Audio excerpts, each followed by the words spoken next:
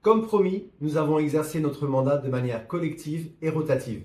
Après Mariuto Venegas et Cédric Presta, je suis devenu le troisième conseiller pour Solidaire. À nos côtés, ce sont tous les membres du collectif Solidaire qui se sont mobilisés. Nous avons milité pour plus de justice sociale.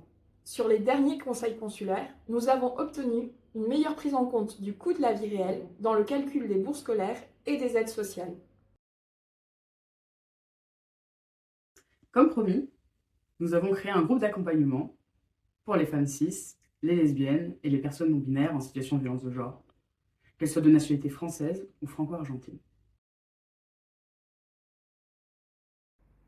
Comme promis, nous avons créé Soliarte, qui est le groupe des artistes francophones d'Argentine. Nous avons lancé 2 catalogues de projets artistiques ainsi qu'un agenda mensuel afin de promouvoir la richesse culturelle de notre communauté. Comme promis, nous avons consacré plus de 50% de notre indemnité de conseiller pour financer des projets collectifs et solidaires.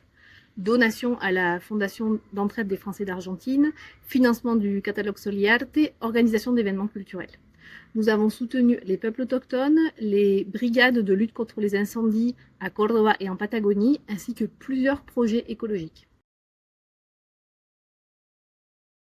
Nous nous sommes mobilisés aux côtés des enseignantes et des enseignants du réseau AEFE contre le désengagement de l'État et les décisions arbitraires dans la gestion du personnel.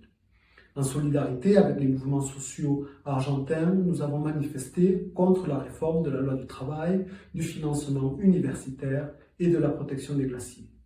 Tous les ans, nous participons notamment au rassemblement des 8 et 24 mars. Pendant 5 ans, nous avons guidé pas à pas de nombreux compatriotes désireux de transmettre la nationalité française à leurs enfants.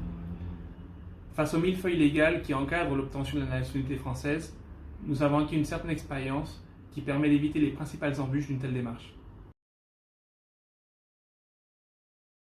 Comme promis, nous avons organisé plus de 50 rencontres en ligne et présentiel pour rendre compte de notre travail d'élu et offrir des espaces d'échange pour la communauté franco-argentine sur tout le territoire.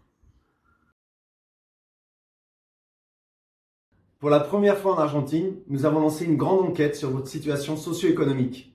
Les résultats de cette enquête ont été présentés aux institutions françaises lors d'un conseil consulaire spécifique emploi et formation organisé à notre initiative.